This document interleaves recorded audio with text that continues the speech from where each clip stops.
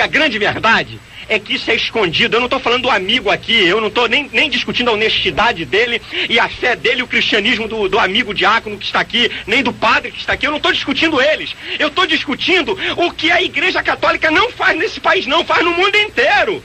Faz no mundo inteiro. Olha, você quer ver quantas coisas foram introduzidas? Não dá nem para falar tudo. Você quer ver quantas coisas? Você sabe da história, isso aqui não é cristianismo da Igreja Evangélica. Até os 3 primeiros séculos, a igreja foi massacrada.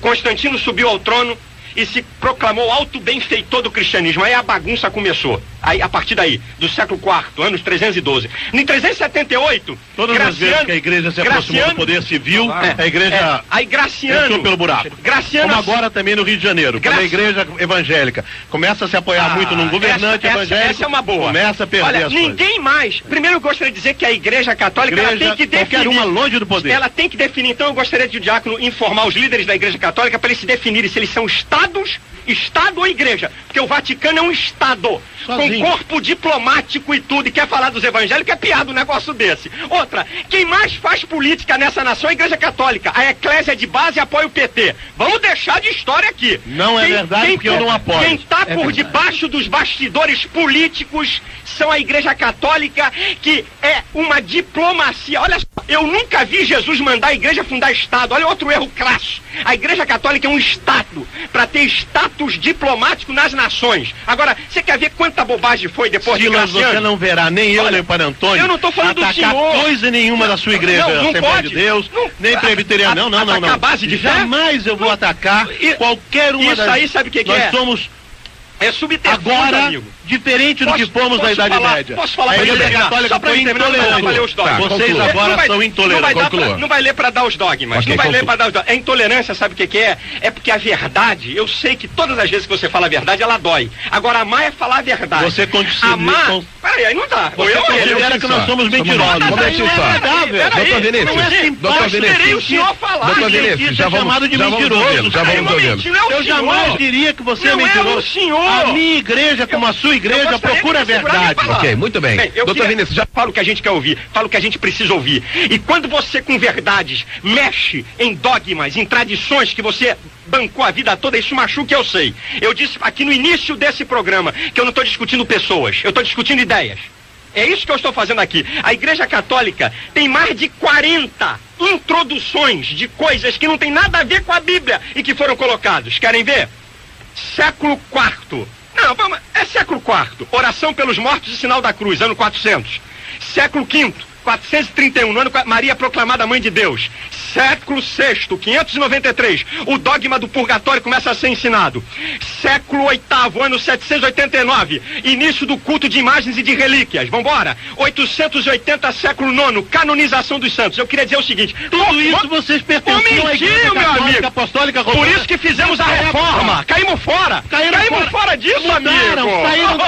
Saíram daquela mesma igreja que é uma santa. Tivemos que sair. Ficar dentro dela para corrigi-la. Eu só queria dizer o seguinte: ficar dentro dela para corrigir morto? Vocês sabem, 300 anos de maldade, 300 anos de Inquisição, amigo. E a Inquisição calvinista, conta pra nós a Inquisição calvinista que matou tanta gente. Porque nós, que isso? Eu só queria dizer, eram conceitos da época. Só porque nós não podemos andar na mesma linha da Igreja Católica. Na Bíblia Católica e na Bíblia Evangélica. Eu vou citar a Bíblia. Eu vou citar a Bíblia, que é a mesma coisa. Pode ir, você é católico, abre a Bíblia. Paulo diz em 2 Coríntios, capítulo 6, a partir do versículo 14. Eu paro aqui a minha fala nesse momento. Diz assim: que sociedade tem a justiça com a injustiça? Que comunhão tem a luz com as trevas? Que parte tem o fiel com o infiel?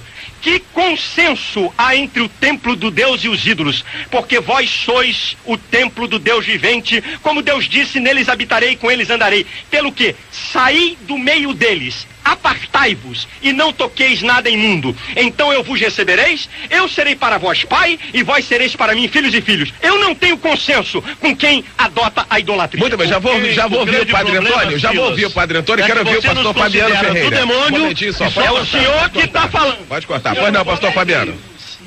É difícil falar isso aqui, mas nós queremos dizer o seguinte, o católico que está nos ouvindo agora, é importante que você ouça aí, porque você está ouvindo a verdade sendo dita. A verdade, na realidade, dói.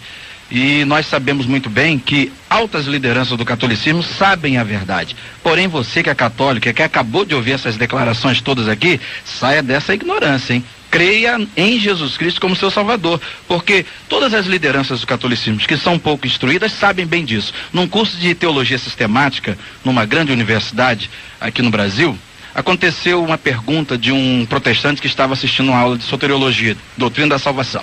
Quando chegamos exatamente nesse ponto aqui de 1 Timóteo, capítulo 2, versículo 5, porque há um só Deus e um só mediador entre Deus e os homens, Jesus Cristo, o homem, o protestante perguntou ao padre que estava lecionando: padre, e Maria? Ele bateu na mesa e disse: eu já disse que há um só Deus e um só mediador entre Deus e os homens. Isso quer dizer que na academia as pessoas instruídas sabem muito bem da realidade, porém o povão que fica na ignorância e sendo explorado por causa da ignorância não tem conhecimento dessas coisas. Mas você que está nos ouvindo aí, creia nessa verdade, porque a gente é Jesus Cristo, o único mediador entre Deus e os homens. Muito bem, assina embaixo, como católico, assina embaixo.